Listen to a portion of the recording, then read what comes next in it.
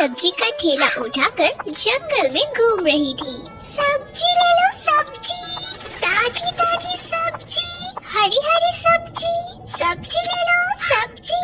टुनटुनी चिड़िया की आवाज सुन कुछ घोंसलों से पक्षियाँ सब्जियाँ खरीदने के लिए निकलती है और उसके ठेले के पास आती है। अरे वाह टुनटुनी बहन, तेरी सब्जियाँ तो आज बहुत ही ताजी लग रही है। अरे मालकिन क्या बोल रही हो, टुनटुनी चिड़िया की सब्जियाँ तो हमेशा ही ताजी रहती है। अरे ओ टुनटुनी, ये टमाटर कैसे दिए? 40 रुपए किलो बहन जी। अरे बाप रे, इतना महंगा। अरे टुनटुनी बहन क्या बोल रही हो, हमें लूटो दो मत। महंगाई बढ़ गई है बहन जी, मुझे खुद बहुत ही कम पैसे बचते हैं, तो मैं वाला आपको कैसे लूट सकती हूँ? अरे टुनटुनी, तेरी बिटिया का स्कूल में एडमिशन हुआ, जिसके लिए तू बहुत परेशान थी? जी मालकिन, मैंने उसका दाखिला सरकारी स्कूल में करवा दिया है। मेरी बिटिया बहुत ही मन लगा कर पढ़ रही है। चलो ये तो बहुत अच्छी बात है। अब उसे पढ़ा लिखा अपनी ही तरह उसे भी सब्जी बेचने में मत लगा देना। नहीं नहीं मालकिन, मैं ऐसा बिल्कुल नहीं करूँगी। टुनटुनी चिड़िया अपनी सब्जियाँ बेचकर वहाँ से चली जाती है। थोड़ी दूर जाने पर ही रास्ते में अचानक से जोरों की बारिश होने लगती है।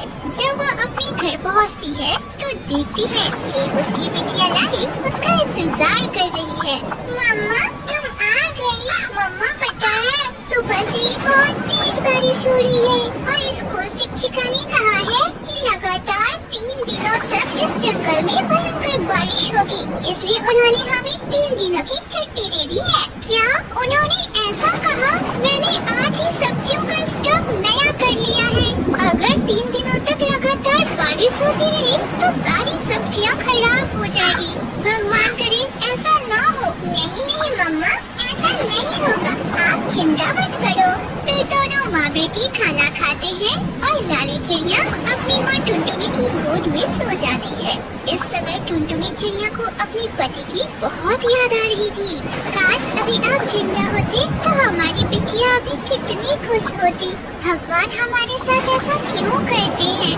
भगवान आप तेज बारिश मत करवाना। अगर लगातार तेज बारिश हुई तो सारी सब्जियां खराब हो जाएगी और मैं पूरी तरह से बर्बाद हो जाऊंगी। आधी रात जंगल में भयंकर बारिश हो रही है। बारिश के साथ साथ ओले भी बरसते हैं। ये सब देखकर टुनटुनी चिड़िया बहुत दुखी होती है, पर वह कर भी क्या सकती थी। अगले दिन भी जंगल में भयंकर तूफान के साथ बारिश होती है और इस तरह लगातार 3 दिनों तक जंगल में बारिश होती है और टुनटुनी चिड़िया की आँखों के सामने ही उसकी सारी सब्जियाँ खराब हो जाती है। हे भगवान, मुझ गरीब पर रहम कर। ये सारी सब्जियाँ तो खराब हो गई और मेरे पास जो भी पैसे हैं उससे तो केवल 1 सप्ताह ही घर खर्च ही निकल पाएगा। मैं नई सब्जियाँ कहाँ से खरीद पाऊंगी? अब मैं क्या करूँ? अपनी परेशानियाँ टुनटुनी चिड़िया अपनी बेटी लाली को नहीं बताती और उसे स्कूल छोड़कर बाजार की तरफ निकल पड़ती है और मंदिर चली जाती है, जहाँ वह देखती है कि एक बूढ़ी कबूतरी भी एक बड़ा सा बोरा लेकर भगवान के पास खड़ी है। वह भी बहुत ही परेशान दिखाई दे रही थी। अम्मा, आपका भी इस तूफान में कोई भारी नुकसान हो गया है क्या? आप कहाँ से हो अम्मा? अयो, मेरा नाम चिन्नम्मा है और इस तूफान में मेरे हस्बैंड की मौत हो गई। हमारा नारियल पानी का व्यापार था और इस तूफान में कई नारियल टूट कर गिर गए और मैं उन नारियलों को यहाँ बाजार में बेचने आई हूँ, पर यहाँ तो मेरी नारियल बिकी नहीं रहे, इसलिए मैं भगवान से प्रार्थना कर रही हूँ। तब टुनटुनी चिड़िया और चिन्नम्मा दोनों साथ में ही बाजार में घूमने लगती है। टुनटुनी चिड़िया को बहुत तेज भूख लगी होती है, तो वह देखती है कि बाजार में कई ठेले वाले मैगी बेच रहे हैं। ये ठेले वाले मैगी के कितने प्रकार बनाकर बेचते हैं और देखो इनके ठेले पर ग्राहकों की कितनी सारी भीड़ लगी हुई है। अयो, ये लोग जो मैगी बेचते हैं वह मुझे बिल्कुल पसंद नहीं आती। हमारे जंगल में तो कोकोनट के फ्लेवर वाली मैगी मिलती है, वह तो बहुत टेस्टी होती है जी। चिन्नम्मा की यह बात सुनकर टुनटुनी चिड़िया के दिमाग में एक आइडिया आता है और वह चिन्नम्मा से कहती है, अरे वाह अम्मा, आपने तो सारी मुश्किलों का हल ही निकाल डाला। आप ना मुझे यह नारियल बेच दो और इस नारियल में ना मैं मैगी बनाकर बेचूंगी। दोनों मिलकर व्यापार करेंगे तो अच्छा मुनाफा होगा। आइयो टुनटुनी, तुम्हारा विचार तो बहुत अच्छा है और इस बाजार में तो कोकोनट मैगी कोई बेचता भी नहीं।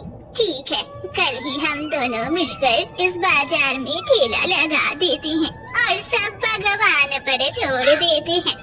फिर क्या था, अगले ही दिन चिन्नम्मा और टुनटुनी चिड़िया ने बाजार में कोकोनट मैगी का ठेला लगा दिया। आओ जी आओ, स्वादिष्ट गर्मा गर्म कोकोनट मैगी खाओ। खाओ जी खाओ, कोकोनट मैगी खाओ।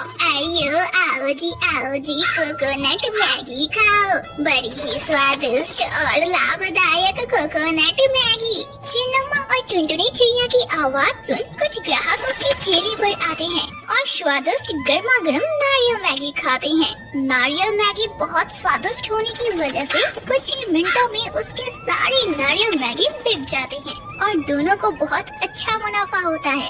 आइयो टुनटुनी, आज से पहले मुझे इतना अधिक मुनाफा कभी नहीं हुआ।